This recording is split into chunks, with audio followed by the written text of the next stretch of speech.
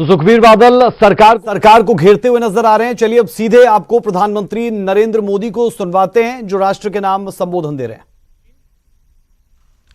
भारत का दुर्भाग्य रहा कि दशकों तक इस विषय पर उतना ध्यान नहीं दिया गया जितना देना चाहिए था। एक प्रकार से ये रूटीन एक्सरसाइज बन गया, कोई गंभीर प्रयास नहीं किए गए और हमारे बाद में शुरुआत करने वाले अनेक देश भी पिछले 50 साल में हमसे बहुत आगे निकल गए। लेकिन अब स्थिति बदल रही है।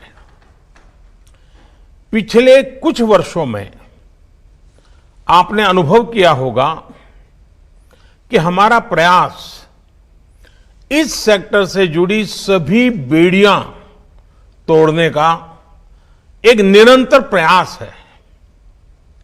हमारा उद्देश्य है कि भारतीय में मैन्युफैक्चरिंग बढ़े, नई टेक्नोलॉजीज का भारत में ही विकास हो और प्राइवेट सेक्टर का इस विशेष क्षेत्र में अधिकतम विस्तार हो। और इसके लिए लाइसेंसिंग प्रक्रिया में सुधार, लेवल प्लेइंग फील्ड की तैयारी, एक्सपोर्ट की प्रक्रिया का सरलीकरण,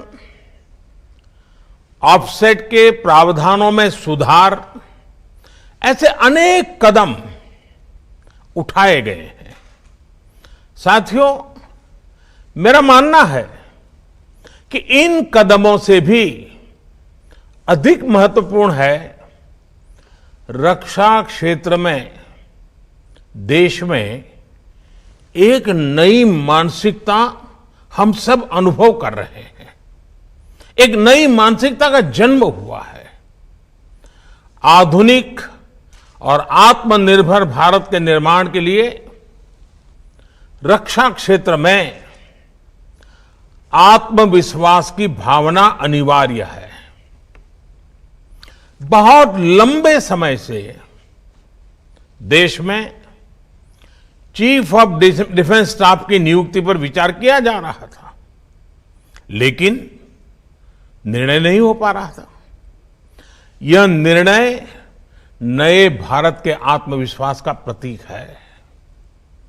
बहुत लंबे समय तक रक्षा उत्पादन में विदेशी निवेश की अनुमति नहीं थी।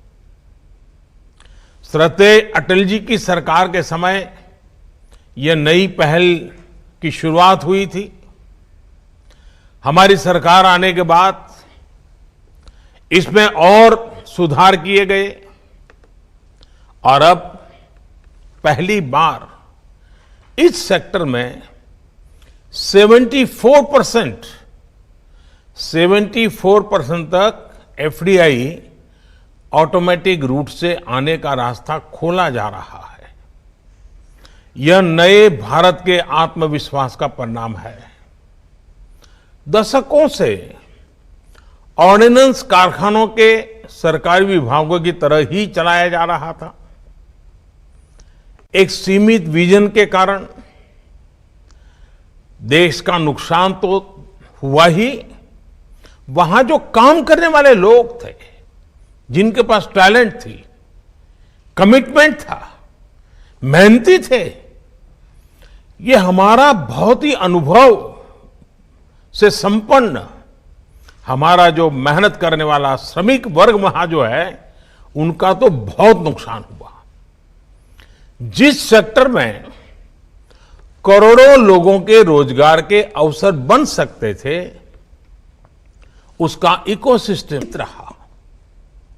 अब ऑर्डिनेंस कारखानों का कॉर्पोरेटाइजेशन करने की दिशा में हम आगे बढ़ रहे हैं।